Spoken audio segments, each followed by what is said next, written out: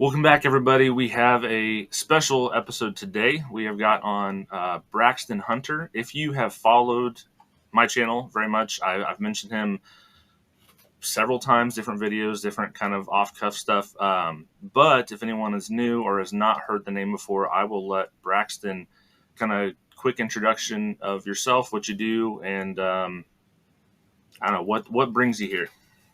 Well, thanks so much. Man, I'm excited to be on this show. I really am because, an opportunity to talk about what we're going to talk about today is, that's what I live for. That's what my ministry is based on. So I'm very honored and excited to be here. Thank you for having me. I'm the president of Trinity College of the Bible and Theological Seminary in Evansville, Indiana. You can visit us at Trinity Sem, that's trinitysem.edu.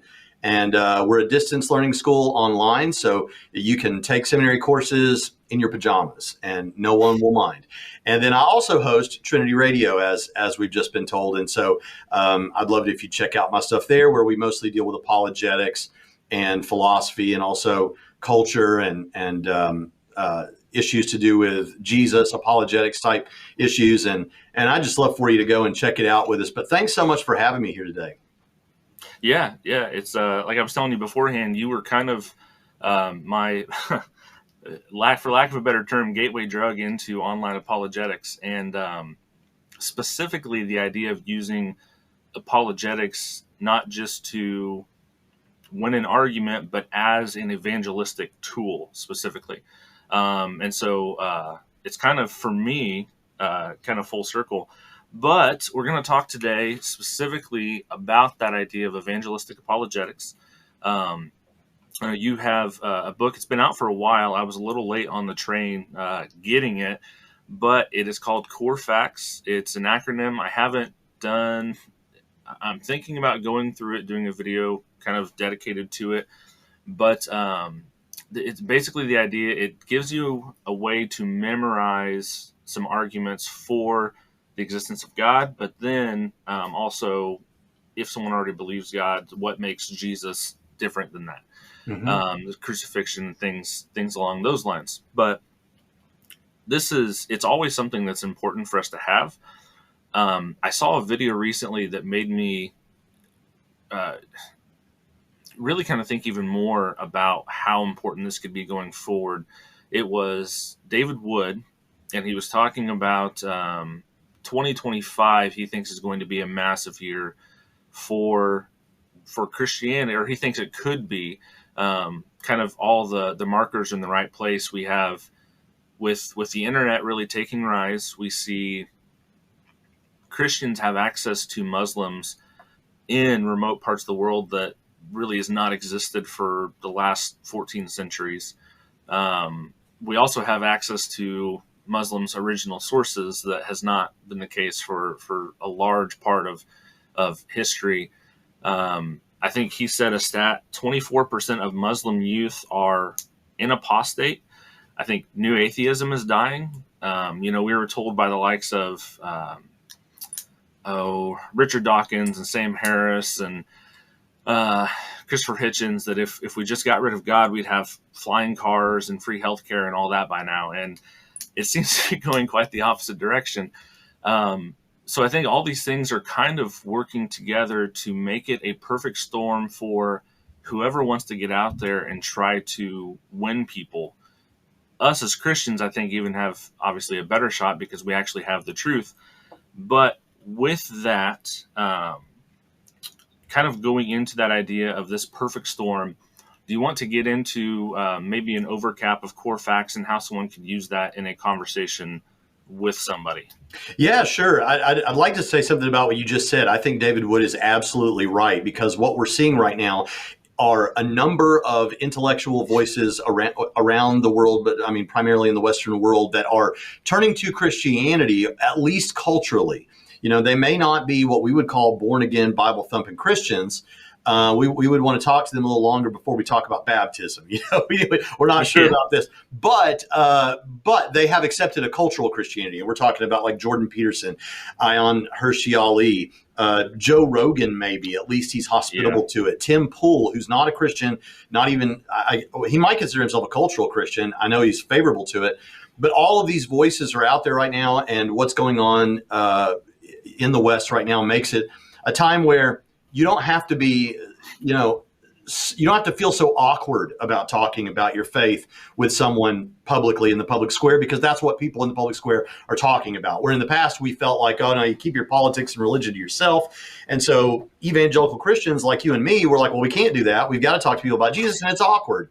Well, now that's what everyone's talking about, and Christianity is a viable option, at least on a cultural level. So it really helps out if we can then talk to someone who is culturally interested and now open to the possibility that it might actually be true. At least they're not hostile toward it. Well, it'd be good to have a simple, less than 200-page book that had some concepts that Christians could pick up and use in conversations like that. And really, that's what I built Core Facts for around 2009 originally. It's had 2 editions now, and I've tried to update it and add some more things. There's an audio book for people that want that. But here's the thing. Here's what happens with this book. So there are different kinds of Christian apologists. And so I know you know this, but in case maybe someone listening doesn't know. So there are those people who are called classical apologists. There are evidential apologists. There are cumulative case apologists. There are reformed epistemology apologists. And then there are presuppositional apologists. And these different methods function a little differently. There's a great book on it, 5 Views on Apologetics from Zondervan from their Counterpoint series that I encourage people to read. But really, without getting into all that other stuff, let's just focus on the first 2. The first 2 that I mentioned were classical apologetics and evidential apologetics. Well, now this may sound boring, but this is going to really make it work here in a second. This is going to make it sing. So with evidential apologetics, what you're doing is you're just giving reason to believe that Jesus rose from the dead. Because the evidential apologist thinks, if I can just show that Jesus rose from the dead, well, then boom, I've already proven that there's a God, or at least given good reason to believe there's a God, because if God raised Jesus from the dead, there must be a God. And those kind of people are like Gary Habermas, Michael Icona, people like that you might know. On the other hand, you have classical apologists. And the only difference between the only difference is a classical apologist, rather than just going straight to the resurrection of Jesus, first gives reason to believe that God exists. Because then it's easier to convince someone of the resurrection, all under the operation of the Holy Spirit. Obviously, we can't do anything in and of ourselves, but it's easier to get them to understand why the resurrection makes sense if there's already a God to raise Jesus from the dead. So a classical apologist starts by showing that there's a God, and then step 2, show that Jesus is that God, or that God validated and vindicated Jesus by raising him from the dead. And so with the book, what I wanted to do was I wanted a way to represent a classical approach where you're first arguing for God's existence and then arguing for the resurrection of Jesus in a way that was conversational, that people could talk to people in everyday life. So the way it works is you've got core facts. That's the title of the book. And as you said, it's an acrostic. So each letter stands for something else. So the core part, now here's the key. The core part of this has to do with reasons to believe there's a God. Okay. And then the facts part of this has to do with the facts about the resurrection. So in the initial part of the book, the core part of the book, you've got the universe has a cause.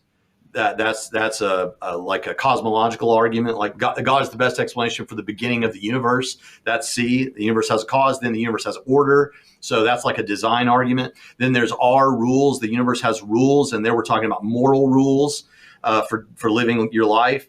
And then just like William Lane Craig, who's a famous classical apologist, makes the move from this to the resurrection case by pointing out that you can have an experience of God. That's another way you can know that there's a God, is have an experience of God.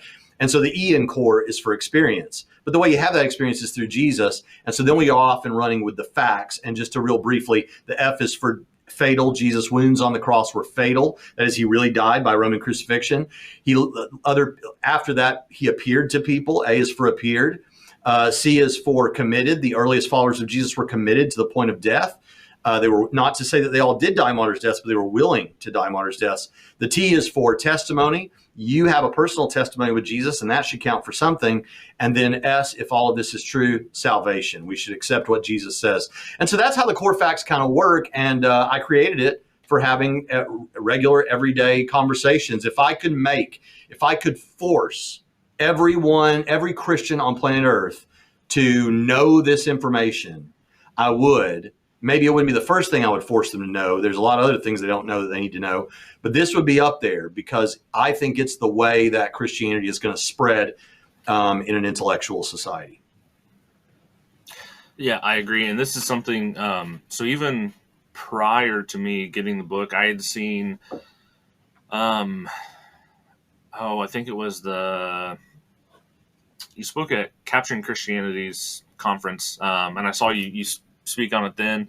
I've heard you talk about it a couple other times. And so I kind of had the idea, at least the bullet points for what it was for a while, even prior to reading the book. And just from personal experience, I've used this with people that have commented on my videos. I've interacted with them.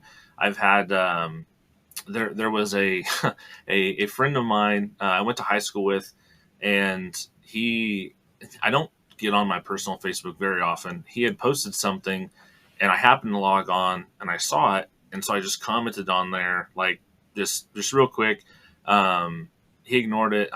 He posted another one, and I felt like I needed to do it again, so I commented again. And initially, he wasn't happy because he felt like I was trying to, what are the words he used? Essentially, I was trying to show that he didn't know what he was talking about. But I told him, like, no, something that you posted I thought was incorrect. I wanted to address it. And so that led to a personal, like, side conversation. And we actually went back and forth a little bit. But I used a lot of what you had specifically with him. It was the facts, because he kind of believes there's something out there. He doesn't know exactly what it is. But he believes that there's something. And so with him, I focused more on specifically Jesus, the resurrection. How do we know that that's true, or evidentially, why does that seem to be the most likely possibility?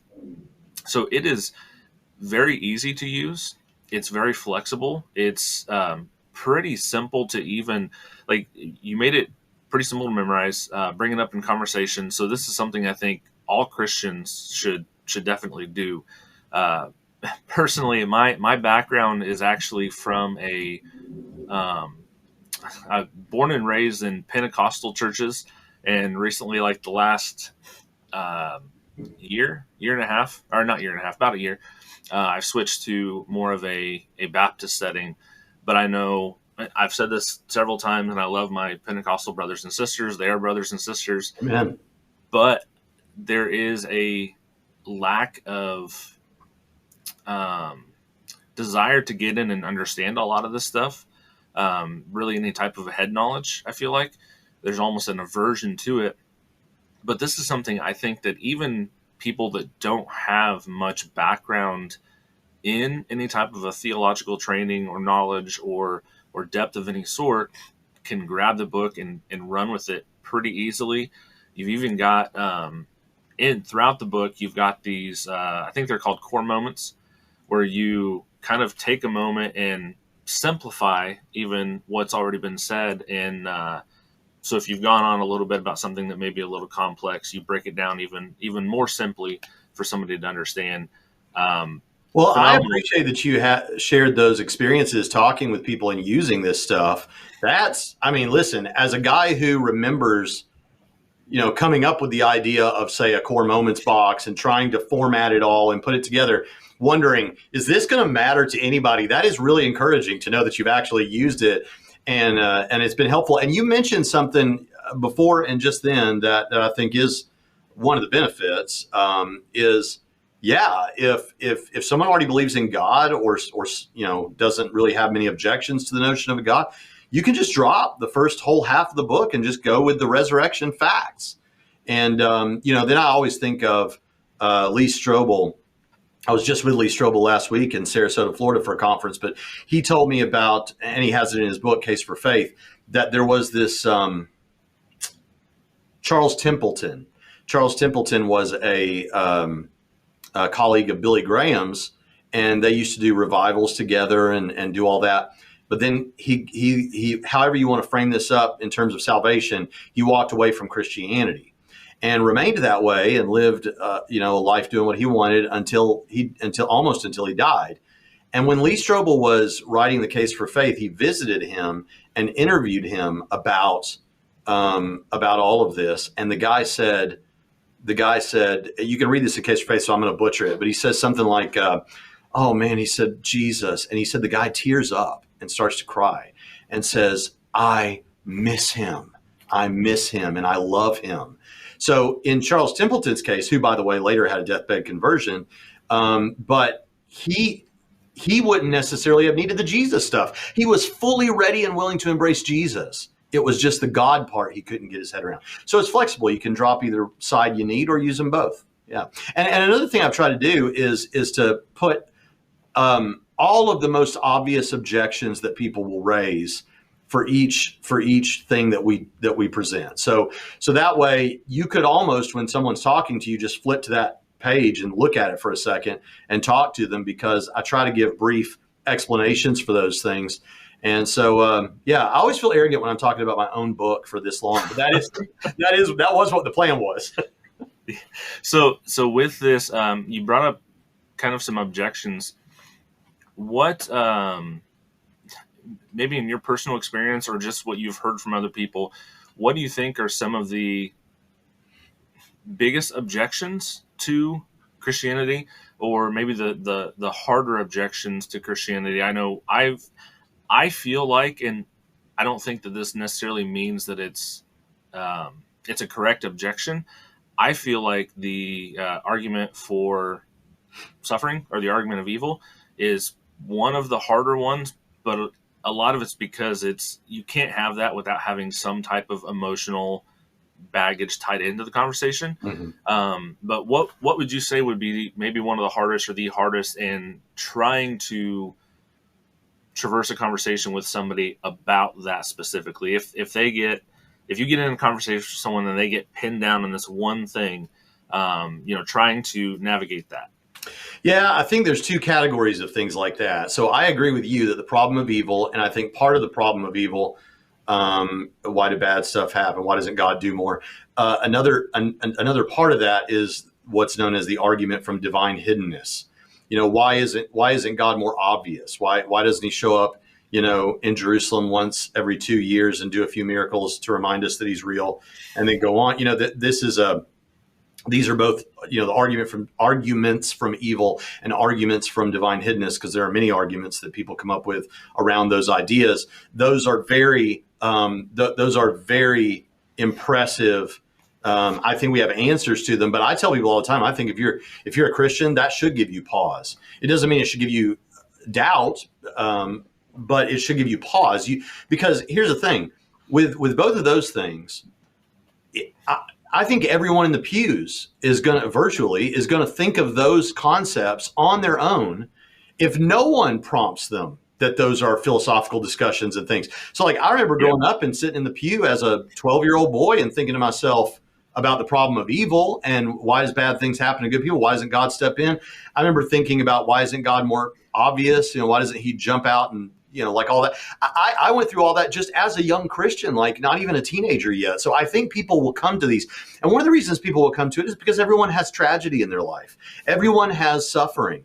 And so in that sense, you're going to face some tragedy somewhere. You're going to lose someone you love. You may lose a child, God forbid. You may lose a spouse. You may experience horrendous financial disruption. There may be political upheaval in your time and war. And because of whatever suffering you're experiencing, the natural human expression is to ask why, and to think, what did I do something to deserve this? That's often something that comes into this. And so I think because that's something that everyone thinks about along with divine hiddenness, I think those are the toughest. Now, I do think we have answers. Now, that's one category. Another category are issues that aren't really arguments, quote unquote, in any formal sense. They're just things that people cannot or think they cannot accept about Christianity in the modern world. So typically I have seen these things. I think these are things that Christians need to be prepared to talk about. So one of those is original sin. The very idea that I'm born guilty for something that I didn't do. That's something that I see come up over and over again. I would encourage I wouldn't encourage someone to do this, but if someone were to torture themselves in this way, they could watch 20 TikToks by atheists explaining why they're atheists. And among TikTokers, because I've done this myself, I've looked at thousands, you will see these three things come up more than anything else. You'll see that original sin, then you'll see biblical sexuality. And that's the big one. Biblical sexuality is so out of step with where we are in the 21st century today. Popularly, I still think regular everyday people would assent to biblical sexuality a lot of the time. But in terms of what we're fed, force fed, and then the third thing would be the nature of hell. So the fact that the Bible talks about hell. So original sin, sexual stuff, and hell. Those three things, particularly the sexual component, is what people find just a bridge too far. I can't even go there. I don't even want to hear your arguments because that's ridiculous. And that's a very tough place to be for the church trying to do evangelism today. Yeah, I think, you mentioned the divine hiddenness, and I think that can be a tough one too. I know for me, I wrestled a lot with, Romans 2, where Paul says that no man has an excuse for God's hidden nature, or God's nature is clearly evident and everywhere around us. Yeah. And Romans 1:20, yeah. 1:20, okay. Mm-hmm. So I struggled with that for a while myself, just because I'm thinking, there's all these people that are very intelligent people, very bright people, who adamantly say there is no God, there's no evidence for it. And then it didn't make sense to me. And then I read, I think it's his book, The Blind Watchmaker by Richard Dawkins. And in that, he has a quote that says, microbiology is the study of things that have the appearance of being designed for a purpose. And then I had seen him in a documentary previously where someone asked him, if there is no God, or if God is real, what are you going to say to him on that day when you finally meet him? And his response was, why did you go to such lengths to hide yourself? But it's very counterintuitive. It's a very much you're pushing your presuppositions onto what you're seeing.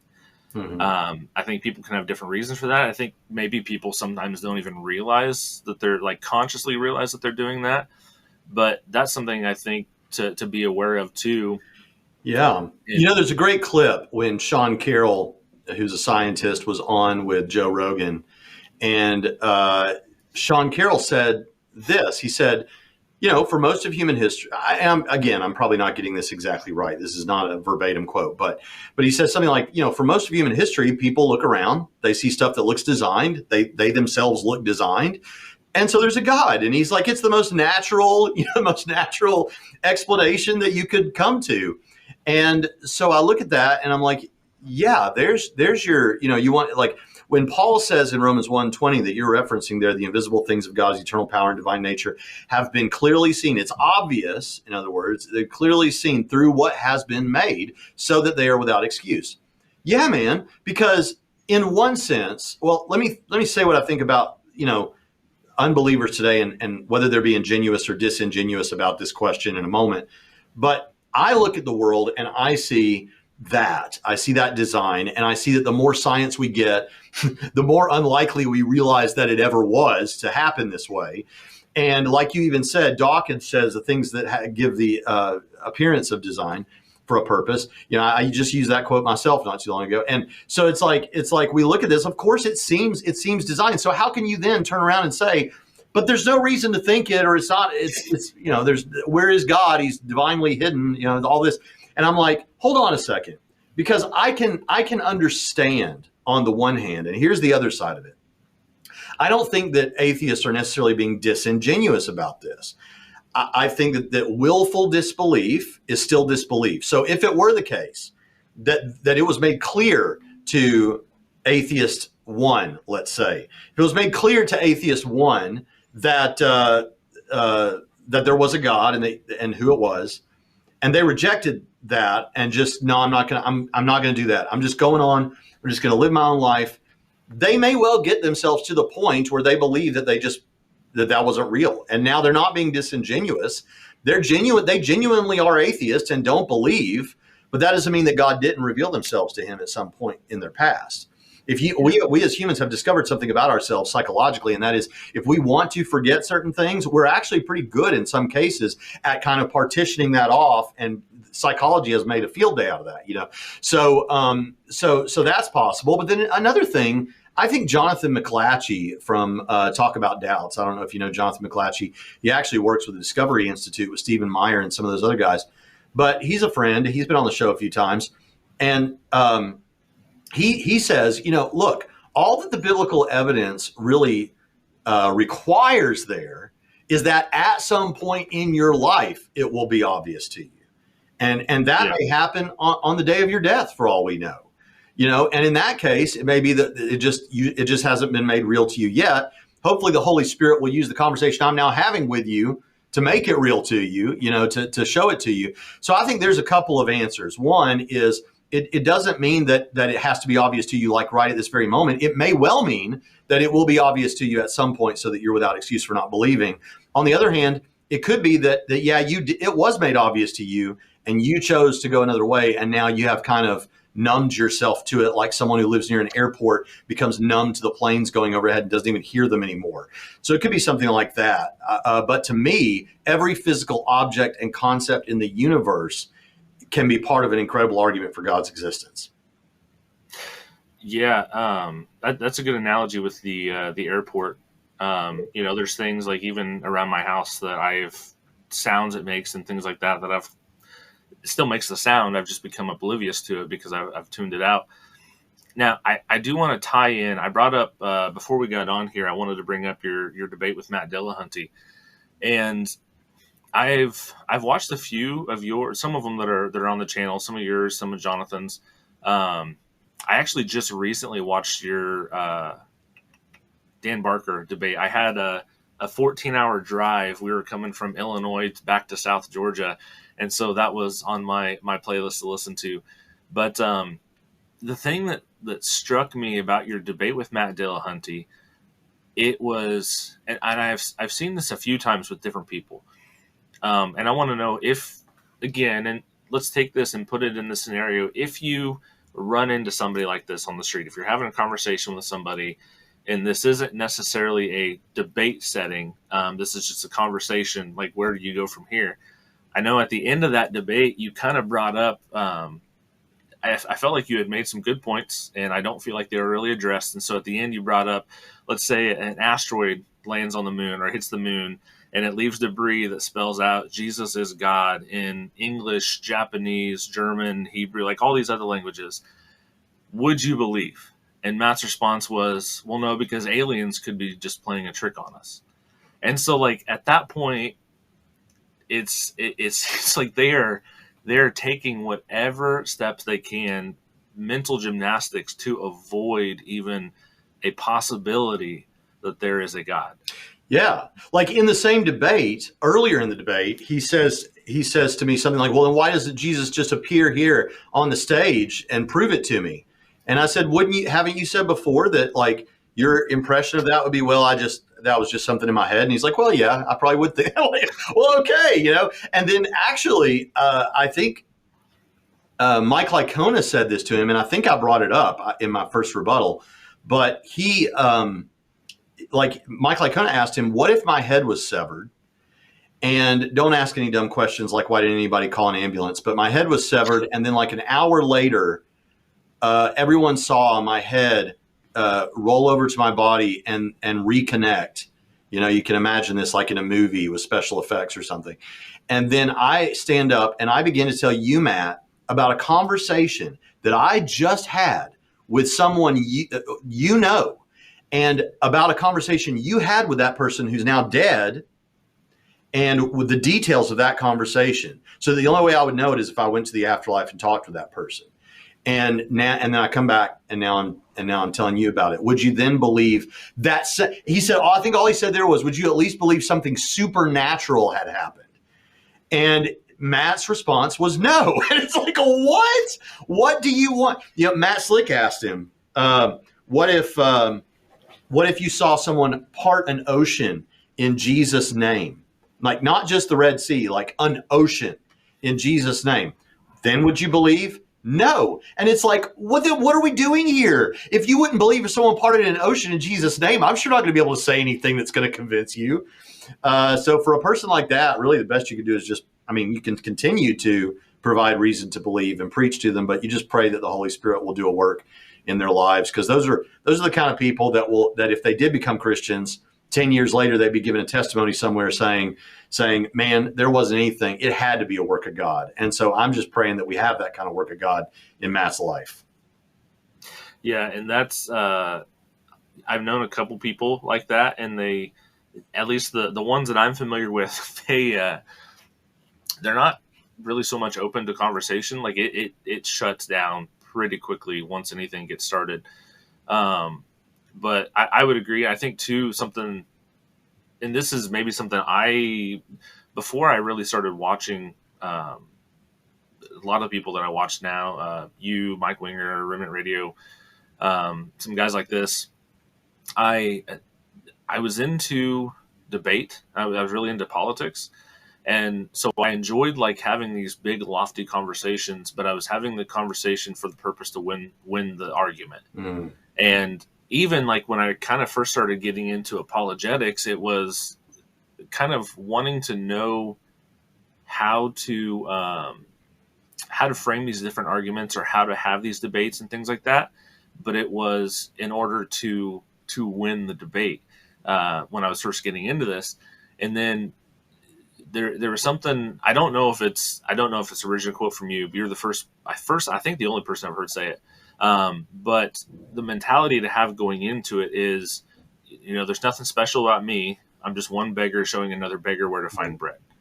And so having that mentality and realizing that, and this can be kind of hard to see, I think sometimes in the midst of a conversation, but you never want to sacrifice truth, but you also don't want to destroy the relationship if it can be avoided.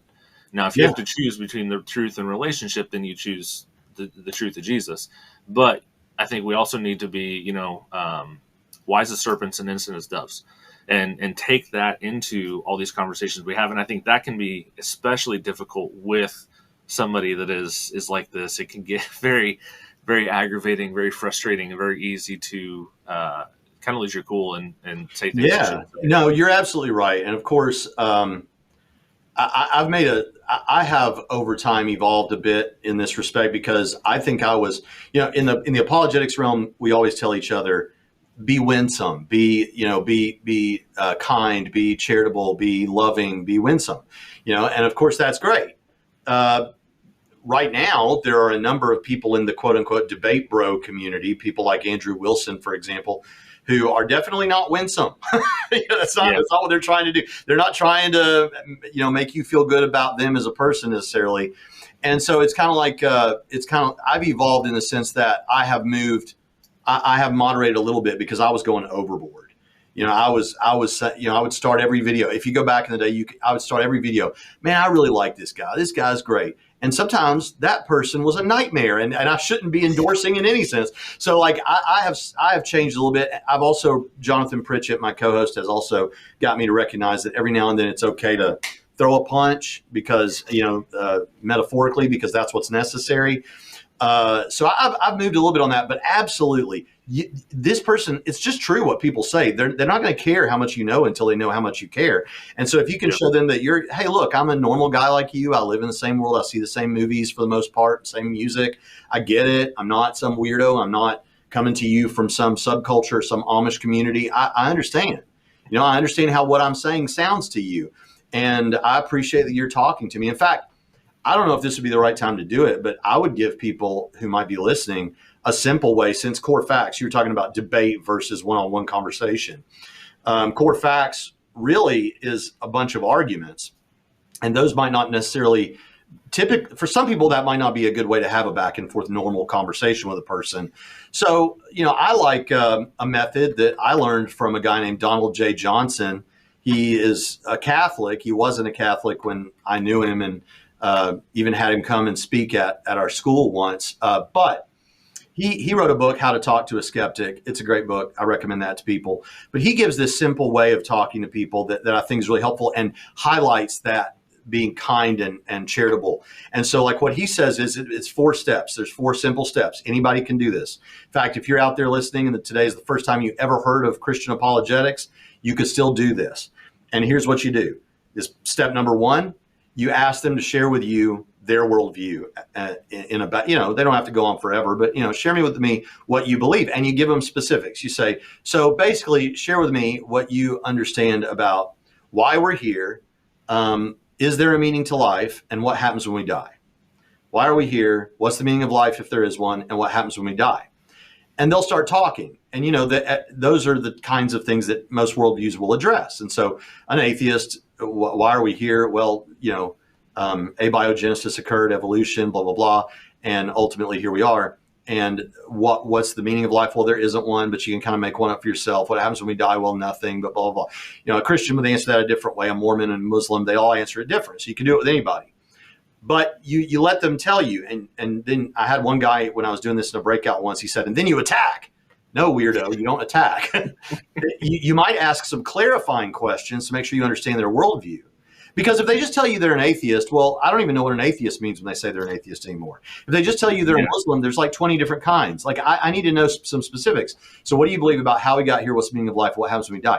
That's step number 1. And let them talk. And notice you're letting them talk. They've been waiting for a Christian to shut up and let them talk. And here you are. You're letting them do it. You're letting them talk. Then step number 2, you ask them to explain to you what they understand the Christian message to basically be. Just in about a paragraph of talking, what do you understand the basic Christian message to be? And, again, you're letting them talk. You're putting the focus on them.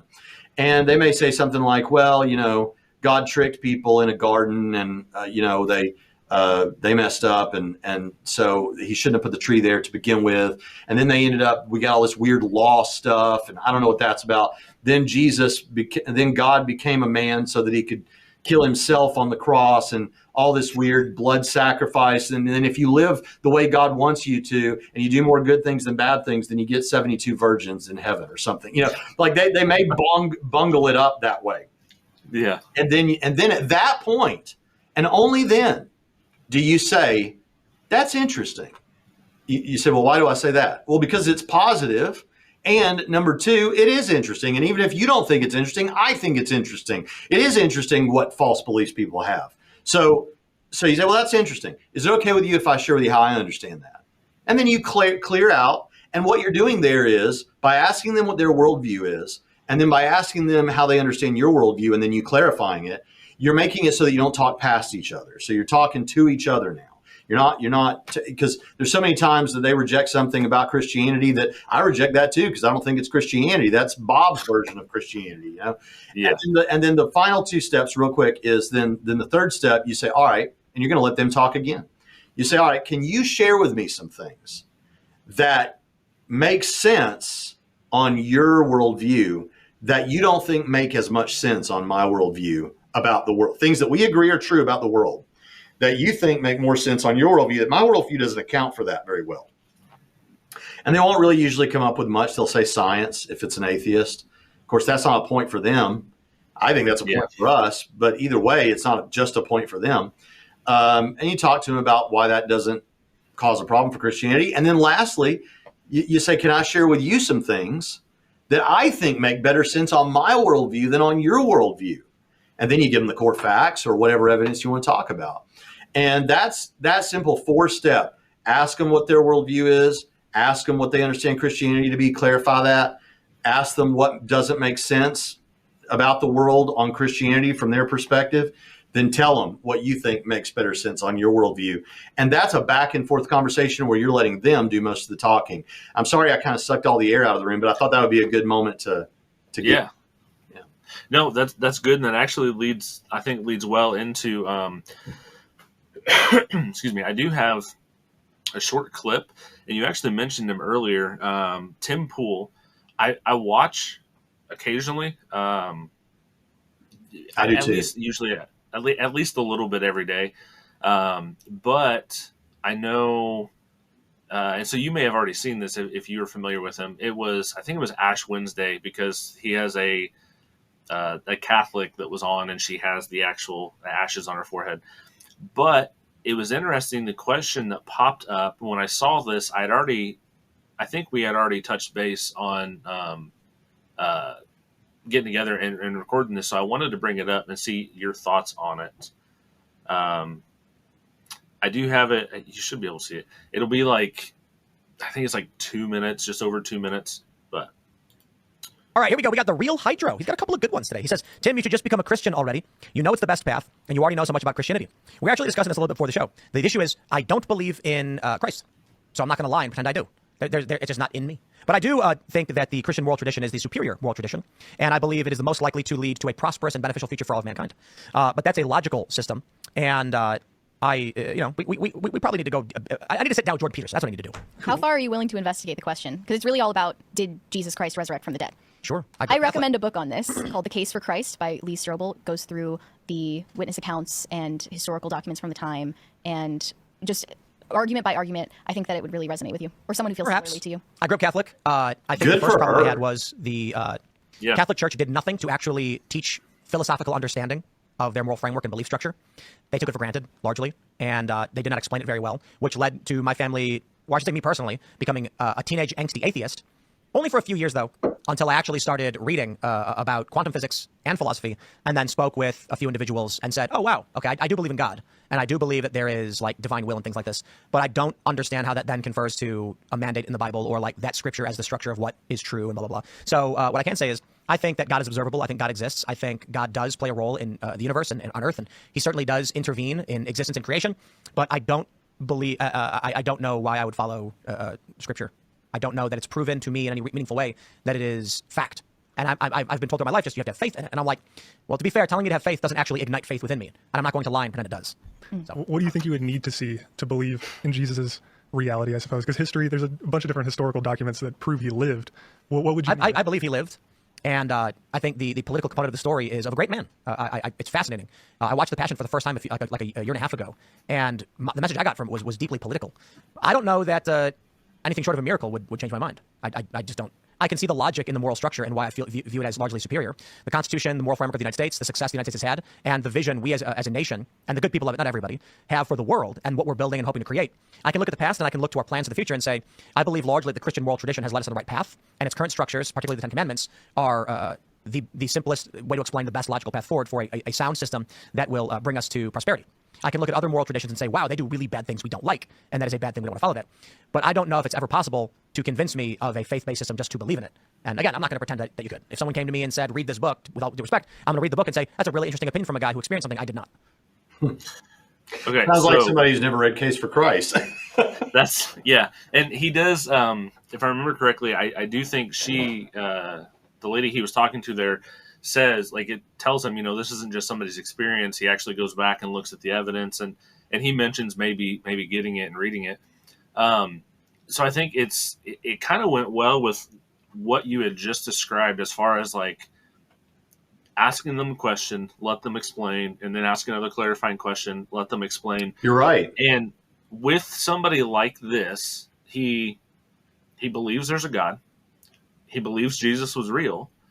We don't know exactly what all he believed about Jesus, but I'm going to say, go out on a limb and say he doesn't believe that Jesus is God. So where do you go with somebody in a situation like this? They're open to have a conversation. They feel like they've evaluated stuff before. Even him, he said he grew up in the Catholic Church and they just didn't have answers for him. With somebody like that, where would you kind of try to take the conversation beyond what we saw? Well, two directions come immediately to mind. One is right on the heels of what, and I think that girl, I'm sorry, I don't know her name, but I think she's a regular, like she works for him, doesn't she? Yeah, there's another show that they do earlier in the day that's all about like culture and stuff like that. Culture War. Yeah. Yeah, because my friend Michael Jones, Inspiring Philosophy, has been on there a couple of times. But that's good that he has Christians around him regularly and who know at least kind of obliquely where to reference him. Because Case for Christ is a classic, and it's a classic for a reason. Yeah. is because it kind of gives you a really good case in an understandable, readable way. It's fun to read. And that's one way I would go is I would have, if I'd been in the room, I'd be like, well, hold on a second, Tim. I don't think you're saying you might read this book and say, oh, well, that's somebody else's experience. That's not what this book is. It does tell you about Lee Strobel's experience, this guy who wrote it, this journalist for the Chicago Tribune. But it's mostly the chapters are interviews with experts on different aspects of the case we want to make that the resurrection happened as a real historical event in space-time. So here's what I'm asking you, Tim. A miracle would be great. What if the miracle I give you is the miracle of the resurrection? And if I can demonstrate it to you that it's the best explanation, would you be open to that then? And Tim's not the kind of guy who's going to be like, well, no, if you gave me evidence, I wouldn't believe it. So he probably would say yes. That's one way I could go. There's another way I could go that, man, I had one student here write a dissertation on this, and I had already been saying it on YouTube. And I always say this when I say this. I think this doesn't move people the way I wish it did. This is something that in my own life, I go back to if I ever have like a moment of doubt or something. This is one of the things that really helps me. But for a lot of people I've shared this with, I don't feel like they really see it. So it's not a slam dunk. But if you've got someone who already believes there's a God, okay, they don't know what that God is like, but they believe there's a God. He seems to believe it's a good God. And he talked about him intervening in the world and, fixing things. So, okay, you don't know who that God is. So if you were going to then, there are two assumptions, informed assumptions I'd like to ask you to make. One, do you think that it's possible, Tim? I don't know how you came to the conclusion that he steps in reality and he does things and affects life and all that. But if you got that far, can you agree, Tim, that if a God does exist, that he intended for beings like us to emerge? Do you agree with that? And I would imagine he would say yes, okay, because that's part of why he believes in God is probably just how amazing and complex and consciousness and all of that. So, okay, so now here's the question. A God who intends to create rational beings, don't you think that are all about relationship? Don't you think that part of the reason, the most obvious reason for doing that is to relate with them, to have some interaction with them? Yeah, probably. Say, okay, great. Then all you got to do is start looking at the religions of the world and see which one seems most like that, because that seems like an obvious end for God. And the very first religion that you'll come to, if you start with the biggest, is Christianity. Now, I think you could limit your search down to the three great monotheistic religions. From Abraham, Islam, Christianity, and Judaism. And that's because, one, I think polytheistic religions are self-contradictory for reasons we could talk about. But also, if God wanted to do this to relate with man, then we would expect it to be one of the big ones. Okay, so in those three, Islam, Judaism, and Christianity, right smack in the middle. In Christianity, we have someone claiming to be God because God wanted to create mankind so he could have interaction with them and relationship with them. And I'm God coming as a man to do that. So there's a lot of strengths to this for me. All you have to do is assume, if you already believe there's a God, I'm not asking you to assume there's a God. Tim believes in God. If you already believe in a God, would this God want to interact with his creation? Yeah, probably. Okay. Did he intend to create beings like us to interact with on a relational, intellectual level? Yeah.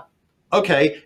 Well, let's look at the religions of the world. Oh, the first one we come to, the biggest one, the one that has a guy who more statues were built to than anyone else in history, the guy who our calendar revolves around, the guy who, no matter who you are, you have to admit, is the most influential human being in all of history.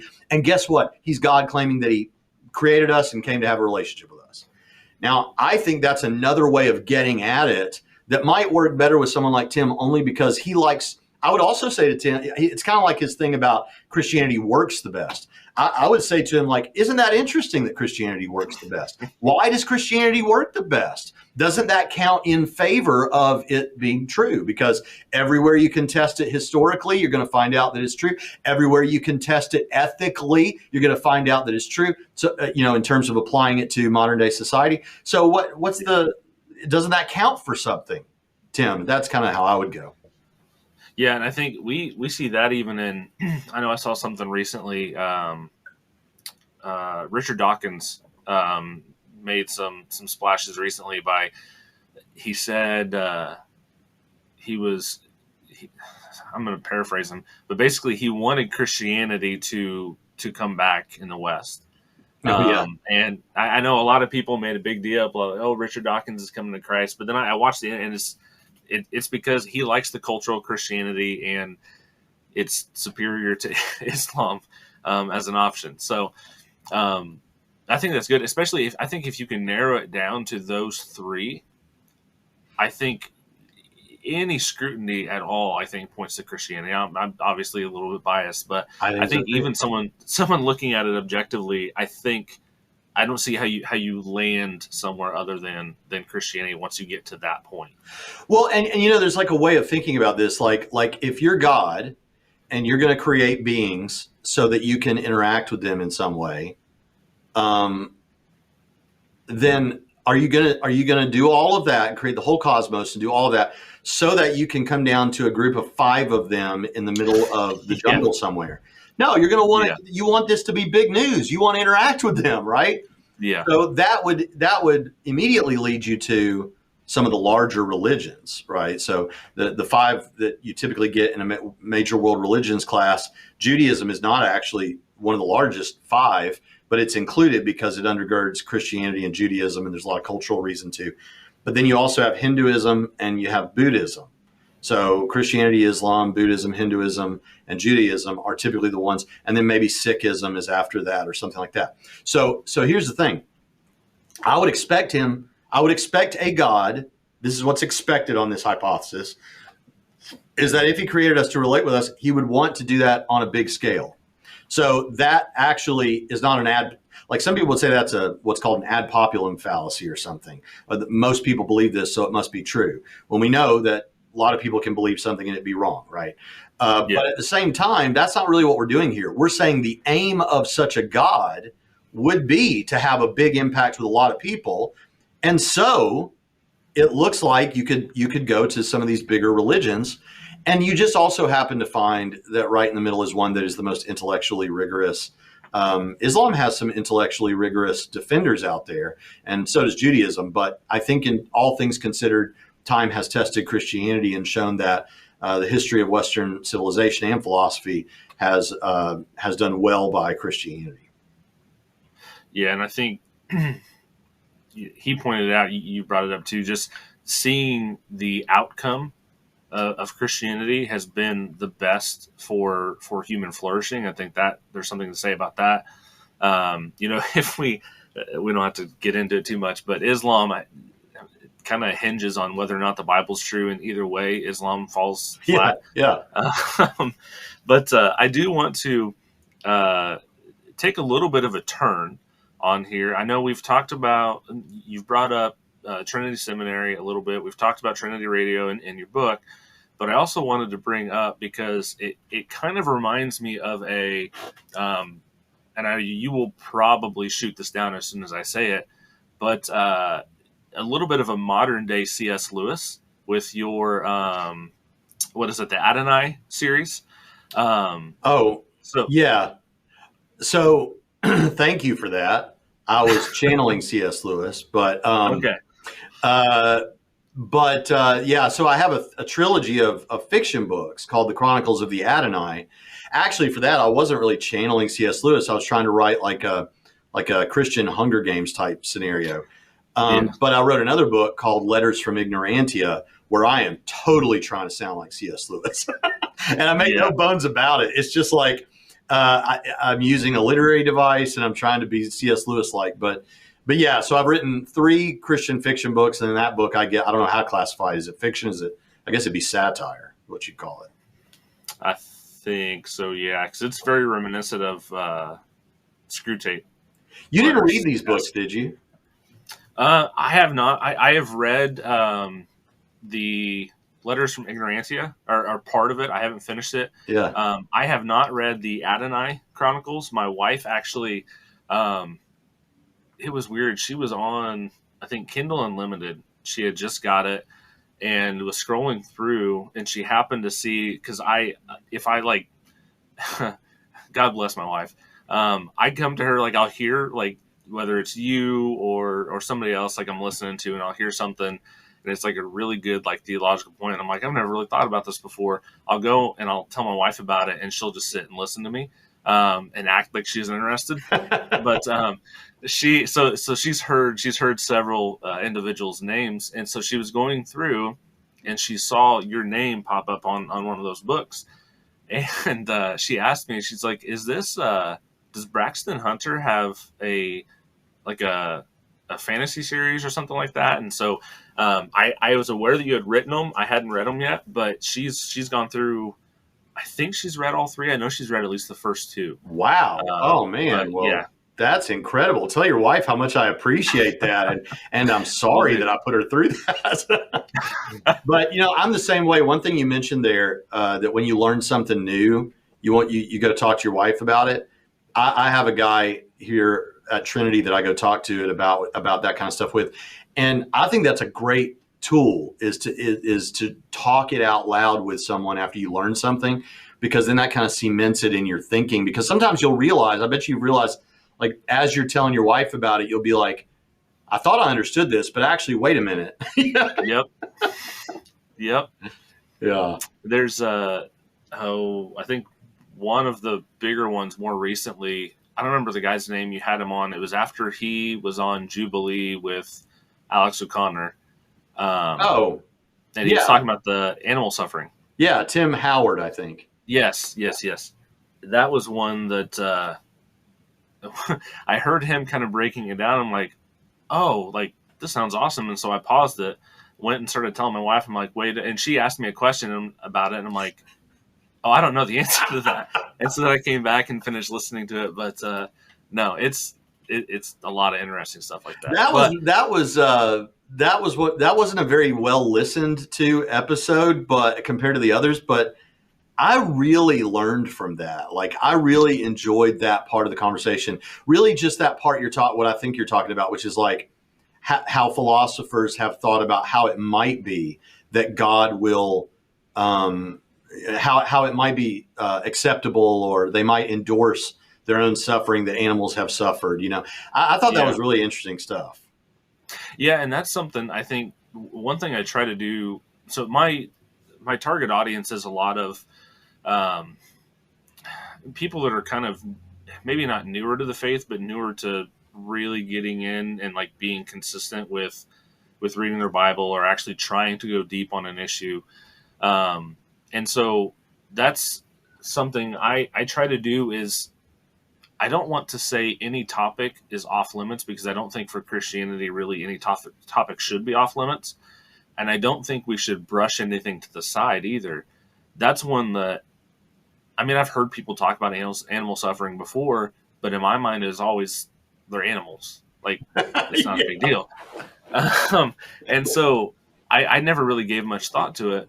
And then hearing Alex O'Connor, which he's another one, I think, so I've been praying for a couple things pretty consistently. I've been praying for Inspiring Philosophy to get on Timcast IRL, and that's come about. And so now I'm continuing to pray for Alex O'Connor and Joe Rogan to both have very good conversions.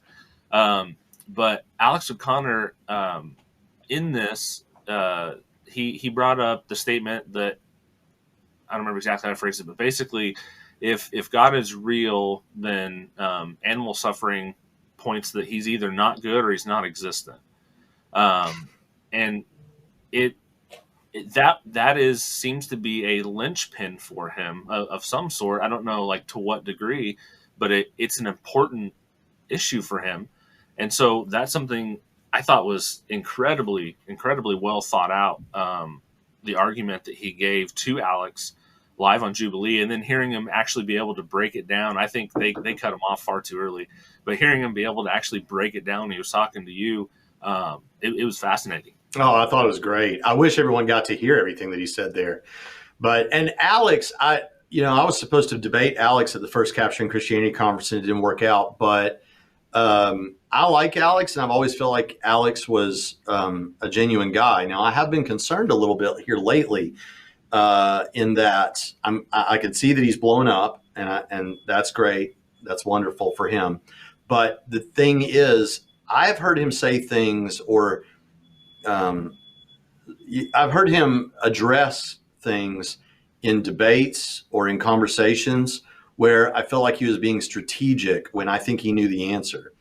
So he debated, I don't know, it's been several weeks ago now. He debated Cliff Connectley. He and another atheist debated Cliff and Cliff's son. Yeah. And in that debate, it came up he brought up about how that old thing about how, look, the Mark was the first gospel written, and each gospel thereafter got more and more, and legend built over time to, by the time you get to John, he's claiming to be God. But there's no indication that I don't know if he said there's no indication, but if I remember correctly, he gave the impression there was no indication, like in Mark, that this is actually God.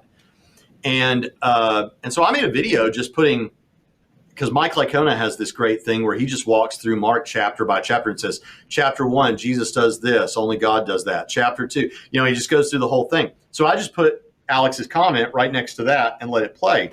I think Alex already knew that, though. I think I've heard Alex talk about this before. So it could have been strategic for the debate, but that then makes me not sure what I think, about Alex, because I want Alex. I love Alex in general. I'm charmed by Alex. That might sound like something a straight dude shouldn't say, but I'm charmed by his personality. He's very engaging. So I just want him to continue to seek the truth, and I don't like it if I ever feel like he's getting drawn aside from that. He's very. He's a very calm demeanor. He's very, especially when it comes to. When you picture him alongside like a Sam Harris or Christopher Hitchens or somebody like that, he is, I think, by far the one that is the friendliest towards Christians. And he, I do think, I've noticed that a little bit too. I think there's some of it that he does for some clickbait effect where he can make this he's a content creator. He's trying to do stuff. Right. I get it. So I do think there is some of that. I'm hopeful though, because I seen when Gavin Ortlund was on Joe Rogan, and then Alex O'Connor made a video refuting Gavin's claims, and then Gavin and like 5,000 other people made a video refuting Alex, and then like 5,000 people made a video refuting Gavin's refute of. That's what we do. Yeah. Well, Ruslan ended up having Alex on, and they talked, and it was a good spirits, and I know Ruslan recently had a conference out there, and Alex came and debated David Wood, and so I think that there's enough people in the background for Alex that even if he makes comments like that publicly, like they're going to be like, come on, like, that's not real. And even, when he was on Ruslan ended the whole conversation asking him, if you had to pick one branch of Christianity to be true, like that you say, like one of them has to be true, it has to be this one, which one would you say? And Alex said Mormonism. He said what? Mormonism. Ugh. But it was I think in jest, but I think probably because he had just been on that Surrounded on Jubilee with a Mormon guy. But that's a good question. I haven't watched that video yet. I've only watched a clip from it. I need to go back and see that. The Jubilee video? No. The one where he's with Ruslan. Oh, it was good. It was a good conversation, and they were. What I like about Ruslan too is he's not afraid to be confrontational with people, but he does it, like we said, in a way that's loving and respectful. If you say something that he knows isn't true, he's going to call you on it, and if you say it publicly, he's going to call you on it publicly. But he's honest. He's straightforward with people. We'll start to wrap up here. I'll give you a minute if you want to talk about if anyone's interested in getting into Trinity Seminary. You've mentioned that, or anything else that you want to plug. I'll give you a minute or so here at the end if you want to do that, and then we can sure. wrap up. Yeah, I won't take much time. I'll just kind of reiterate what I've already said. Any of these books that we've discussed that are my books and anyone else's books, you can go on Amazon.com and you can find them. You can type in my name, Braxton Hunter. When you see core facts, underneath it, it'll give the author's name, and that's clickable. So just click that. That'll give you all my books, and you can check that out. I'd appreciate that. We have an Audible version of Letters from Ignorantia, which is a C.S. Lewis type book I tried to write. And probably failed horribly too, but that's the book. That's only like 100 pages. So maybe you want to start with that, but I've got that and Core Facts as an audio book. So you can on Audible, so you can go on Audible and listen to those as audio books. But aside from that, I'd just say, hey, if you're interested or think you'll ever be interested in going deeper in the Bible, formally, then I'd encourage you to visit us at trinitysem.edu, trinitysem.edu. And there's a little form on the right-hand side of the page. If you'll just fill that out, it's free. We'll send you some information. And we've got a lot of people who don't plan to be professional ministers or seminary professors or anything. They just want to go deeper, and they know they can do that online from home and earn a degree. So I'd love it if you do that. And then the only other thing I'd say is I'd love for you all to check out my channel at Trinity Radio, and you can get there at youtube.com/Braxton Hunter. Yeah, I'll put links in the description down below if anyone's interested in any of that. And thank you. And I should say, thank you so much again for having me on the show, man. This has been fun. Yeah. And I was sitting there thinking, as we were just kind of talking about things that are going on in this worldview discussion domain online, if you ever want to just do this again, just have me on and we'll just talk about what's going on, what's happening in the world of apologetics on YouTube and stuff. That'd be great, because this has been fun. Oh, yeah, for sure. Well, definitely. That's what I've had a few with people that have been pretty structured. But I enjoy the conversations more where I have a few kind of broad topics and I just throw them out there and we hash them out and go back and forth. See where it goes. That's my opinion. That's the most fun conversations I have. But appreciate everyone watching, listening up to this point. Don't forget to like, subscribe, comment, all that good stuff. Share the show with somebody. It's the best way to podcast spread. And don't forget to come back. We're going through the Bible in an entire year, breaking it down so that we have somebody to read with. And I'll have some other fun stuff coming up as well. So thanks. God bless.